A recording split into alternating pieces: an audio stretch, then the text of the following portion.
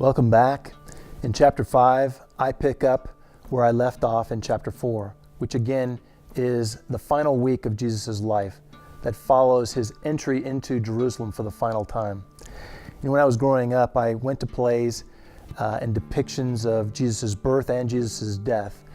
And unfortunately, I saw them as plays that I related to other plays. Most other plays I went to depicted fictional stories, whether it was the Nutcracker or Cinderella or some other thing like that.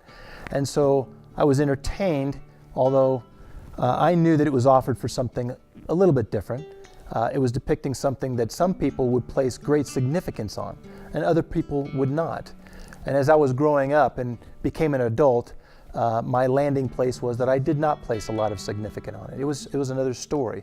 I didn't know if it was even real, whether Jesus even walked the earth or not. So as I was reading through the early parts of his life, I was challenged as to that. And now I entered into reading about his final days on earth with a different perspective.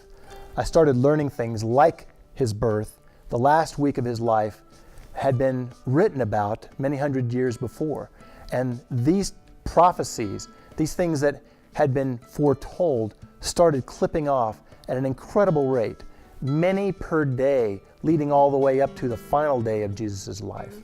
And so this putting together of things led me to believe that I was researching something that was far more significant than just a story or a play, but that, as some people had told me before, this is something that was challenging to everyone as to being one of the focal points in the history of mankind.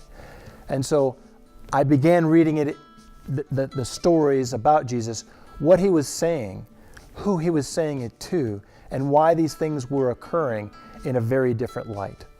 So in chapter 5, I offer you the insights of what I read and my takeaways from what I was learning, things that were inspiring me in a very different way than I had ever thought before.